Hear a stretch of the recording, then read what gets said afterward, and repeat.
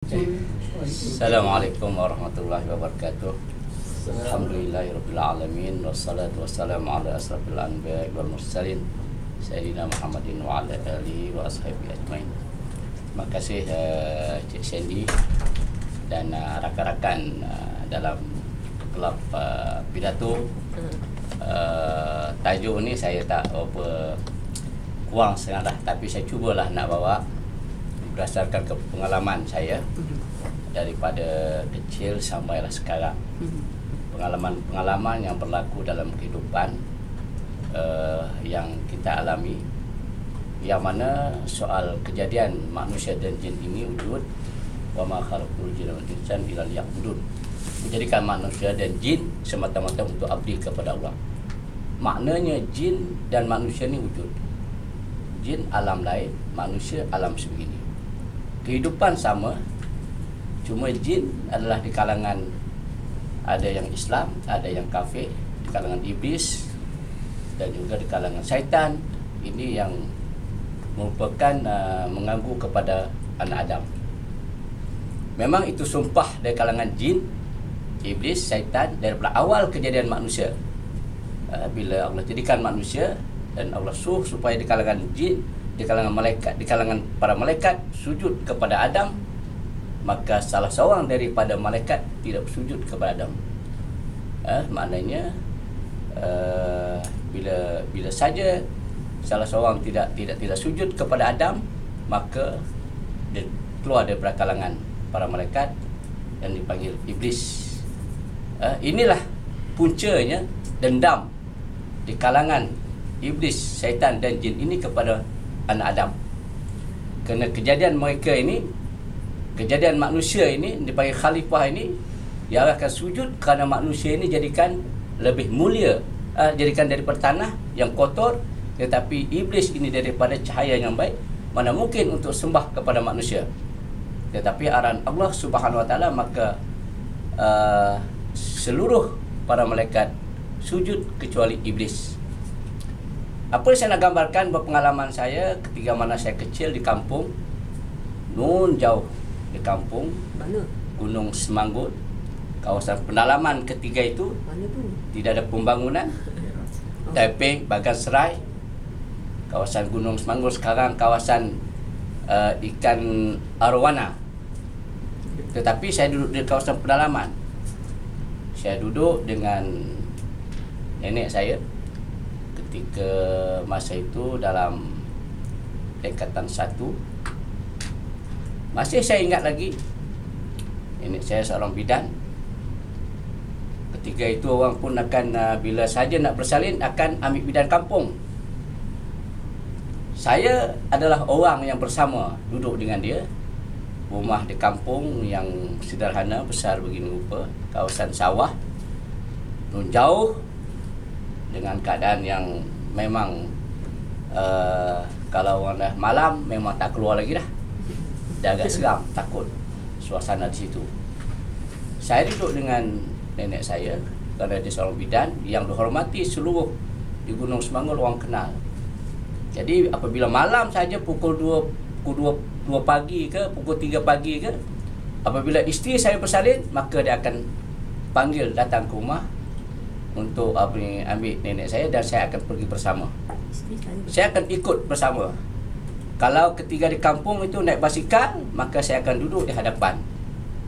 Maka nenek saya duduk di belakang. Naiklah basikal. Kadang-kadang jatuh pun ada. Pukul 2 pagi. Ketika itu kawasan kampung, bukan ada hospital, jauh dekat Bagan Serai ketika itu. Yang adanya bidan kampung saja.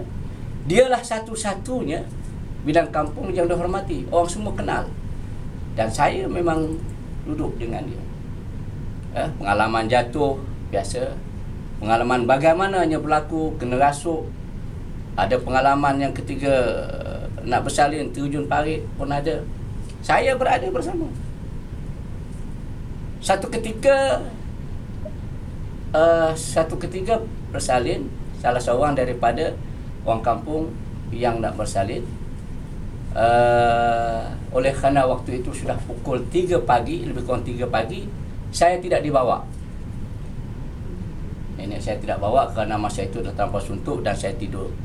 Lalu ditinggalkan saya seorang. Bila tinggal saya seorang, bila saya bangun, saya tengok tak ada. Bayangkan ketika saya duduk seorang-seorang saja di rumah, dalam yang cukup seram, rumah kampung yang bukan rumah sebegini rupa, api tak ada, air pahit, kawasan hutan, sawah. Gunung Semanggul bukannya tengok sekarang yang ada highway, tidak lagi, masa tu belum ada highway. Kalau boleh bayangkan pergi ke Pulau Pinang, lalulah Gunung Semanggul tu, pandang nun jauh di sana. Itulah rumah saya duduk. Jadi apabila saya pegang nenek saya tidak ada, saya dalam keadaan ketakutan, lalu saya menangis. Saya menangis dalam keadaan takutnya sangat. Dalam keadaan saya menangis, saya dengar daripada sawah kocakan air macam orang berjalan kaki.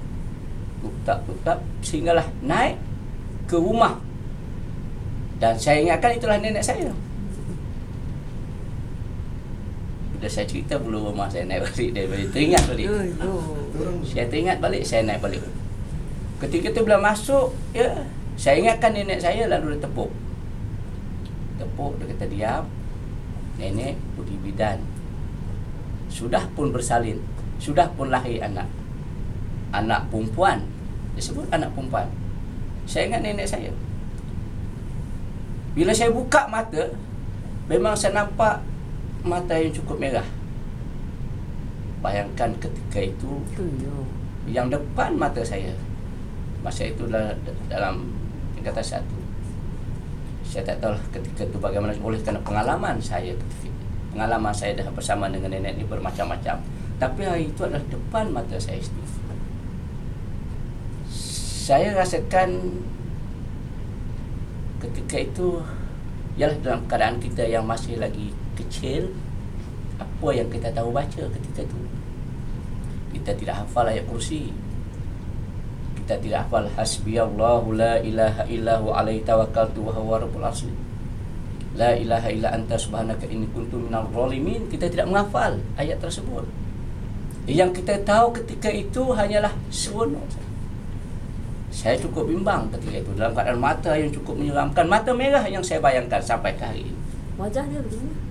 Saya tidak dapat membayangkan wajah bagaimana, tapi yang saya nampak mata. Akhirnya terus berlalu keluar. Dalam keadaan saya pun pejam mata, saya tunggu lebih kurang dalam, saya kira agak sekejap, tapi sudah lama sebenarnya. Pintu dibuka. Bila pintu dibuka, rupanya nenek saya betul-betul sudah balik. Balik, saya tengok nenek saya. Dia kata, kenapa nangis? Saya beritahu, saya cerita saya apa jumpa nenek datang tadi ke? Saya kata balik. Tak, dia tak ada bawa balik. Saya bersebut, saya kata, sudah lahir anak perempuan kan? Dia pun terkejut, macam mana boleh tahu? Saya kata, baru sekejap tadi bagi tahu, ada orang bagi tahu yang mata merah sekian-sekian. Itu yang berlaku yang ketika saya hadapi ketika itu. Sekarang lagi apabila saya sudah yang baru juga, saya adalah isteri saya Kelantan, daripada di Besut, Jertih.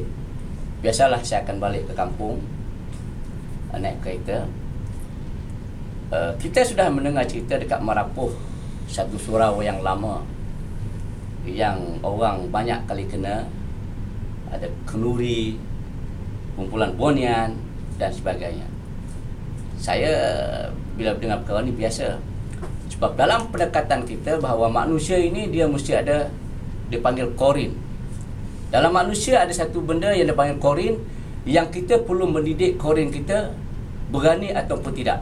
Sebab itu kadang-kadang bila kita pergi ke tempat yang agak seram, kita dah bulu rumah dah naik.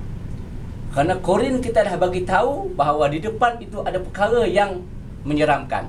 Sebab itu awal-awal dia dah bulu rumah dah naik, rasa takut. Sebab itu kalau kita boleh mendidik korin kita menjadi berani, maka kita tak takut langsung. Ada setengah orang dia tak takut kerana korin sudah dididik, tak rasa takut.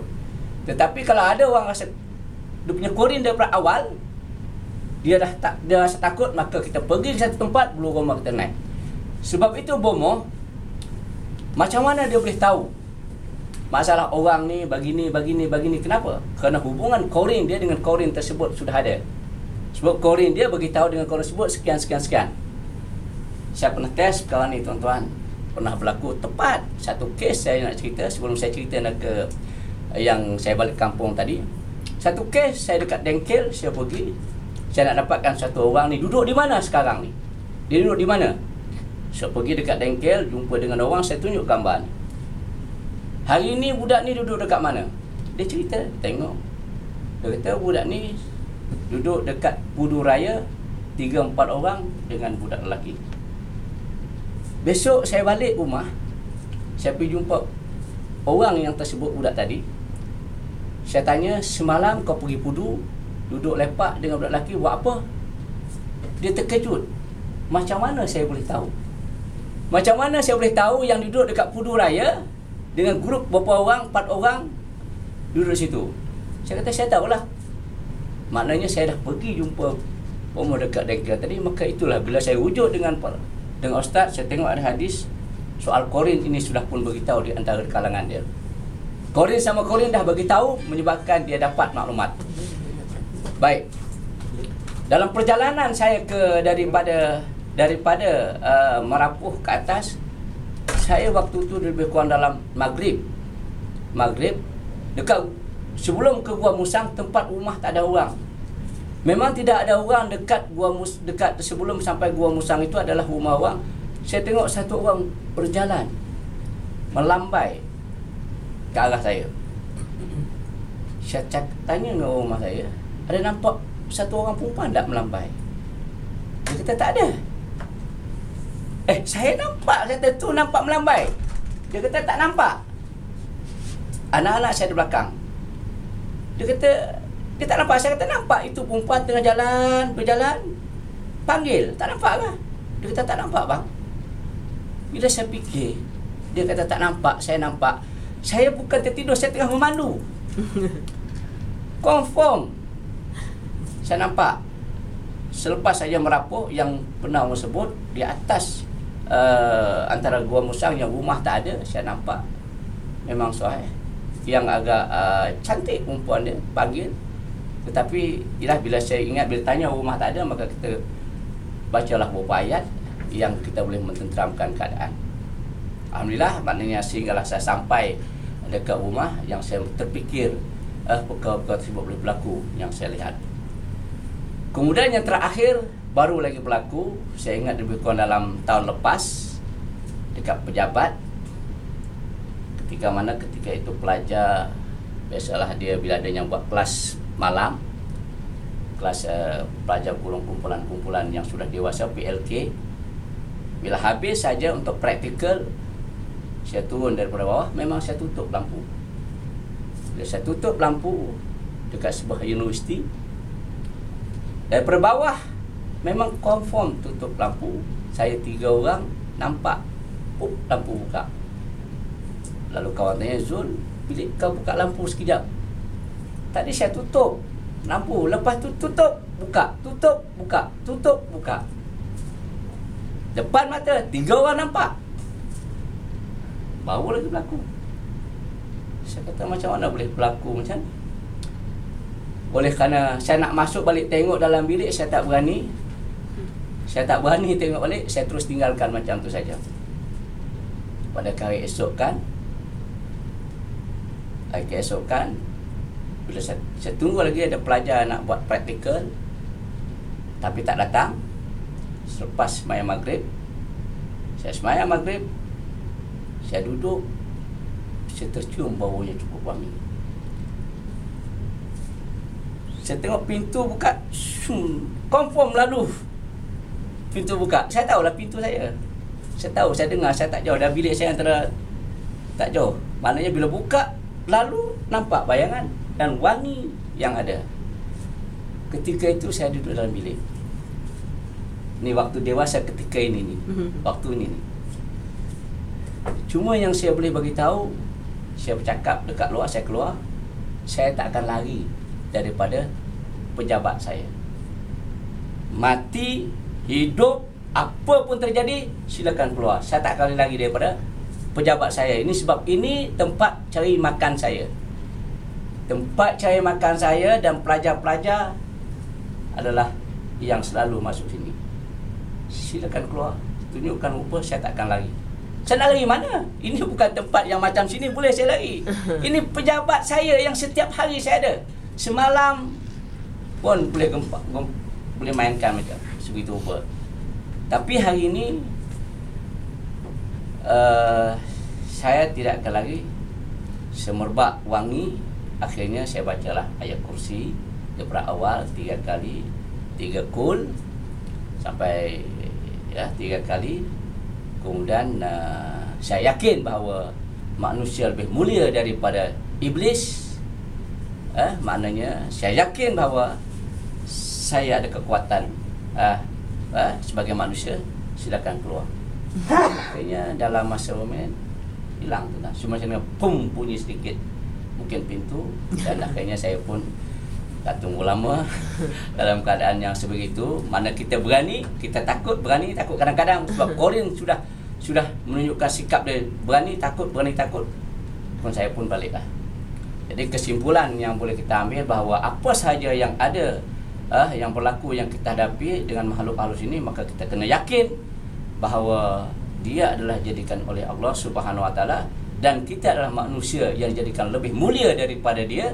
Dan memang jin dan syaitan adalah musuh manusia yang nyata, dan kita kena hadapi mereka ini dengan penuh keimanan, kerana mereka ini adalah musuh yang nyata bagi manusia, dan tak perlu takut dalam soal ini. Cuma kadang-kadang kita dipengaruhi perasaan saja, rasa takut dan sebagainya. Sekadar itu saja pengalaman yang saya lalui. Mudah-mudahan ini dapat memberikan sedikit kebaikan bersama. Wabillahi taufiq hidayah. Assalamualaikum warahmatullahi wabarakatuh. Wallahu a'lam.